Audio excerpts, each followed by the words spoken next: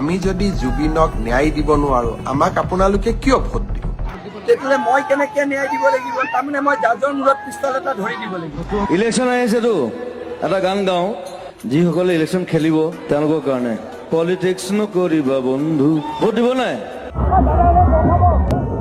মোৰ কোনো জাতি নাই, মোৰ কোনো ধৰ্ম নাই।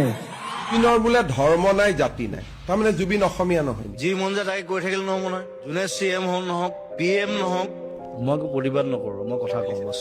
কথা হ'ল বিজেপিক যেনেকে জিকাইছিলো তেনেকে হৰুৱাম এইবাৰ। লোকেল আৰ্টিষ্ট থাকি জুবিন গাৰ্গ নালাগে, জুবিন গাৰ্গ নালাগে।